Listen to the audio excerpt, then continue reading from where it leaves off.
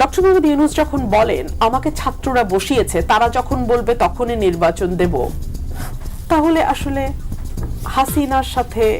হাসিনার আন্ডার ইলেকশনের সাথে ওনার এবং ওনার আন্ডার ইলেকশনের ডিফারেন্সটা কি দাঁড়ায়? এমন ভাবে কথা বলেন যেটা দিন শেষে পাগলেও বোঝে কাকে বেনিফিটেড করবে। নানান সংস্কারের মধ্যে হঠাৎ করে আমি দেখলাম ডক্টর মোহাম্মদ ইউনূস বলছেন ভোটারের বয়স 17 হতে হবে।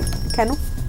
মানে এটা তো 17 না 18, এটা নিয়ে তো আসলে আমাদের রাজনৈতিক দলগুলোর মধ্যে কখনো কোনো বিতর্ক দেখা দেয়নি।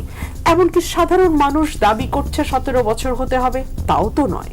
17টি কেন এটি আমরা যেমন বুঝি, রাজনৈতিক দলগুলো আমাদের চেয়ে আরো ভালো বোঝে। সো এই বার্তাগুলো না ভালো বার্তা দেয় না। এক, দুই হচ্ছে ডক্টর মোহাম্মদ ইউনূস যখন বলেন আমাকে ছাত্ররা বসিয়েছে, তারা যখন বলবে তখনই নির্বাচন দেব, তাহলে আসলে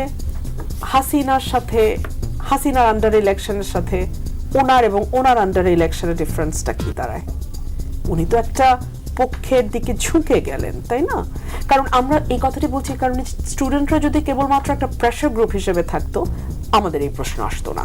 কিন্তু স্টুডেন্টরা তো একটা পার্টি ফর্ম করতে চাচ্ছে, স্টুডেন্টরা পলিটিক্স করতে চাচ্ছে, এবং সেখানে যখন সরকার প্রধান কিছুটা ঝুঁকে যান ওইদিকে, এমন ভাবে কথা বলেন যেটা দিন শেষে পাগলেও বোঝে কাকে বেনিফিটেড করবে, তখন কিন্তু এই অনাস্থা, অবিশ্বাস, এবং যে কথাটি মান্না ভাই বলছিলেন যে হি ইজ দ্য ওয়ান যার আন্ডারে ঠিক না, যার নেতৃত্বে হয়তো সকলেই বসতে পারতো, অ্যাটলিস্ট ওই ক্ষমতা আসা না আসাটা পরের কথা, কিন্তু ভরসা রেখে বসতে পারতো, সেই জায়গাটাও কি একটু নড়বড়ে হয়ে যায় না?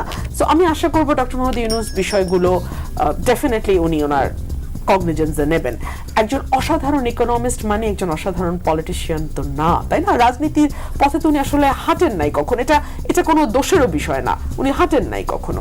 সো এখানে ঝামেলা হতেই পারে। নির্বাচন এবং সংস্কার, এটা নিয়ে এক ধরনের দ্বৈততা, এক ধরনের আপনি কোনটা আগে চান, নির্বাচন চান না সংস্কার চান? না, দুটার মধ্যে ক্ল্যাশ হওয়ার কিছু নাই, দুটো একসাথেই চলতে পারে। সংস্কার একটা চলমান প্রক্রিয়া, সৃষ্টির আদি থেকে সকল কিছু সময়ে সময়ে বদলেছে, নতুন যুক্ত হয়েছে, পুরাতন সরে গেছে, পুরাতনের সঙ্গে আবার নতুন কিছু যুক্ত হয়ে এসছে, এভাবেই সংস্কার, এভাবেই পরিবর্তন চলেছে। সো সামনের দিনগুলো তো এভাবেই চলবে।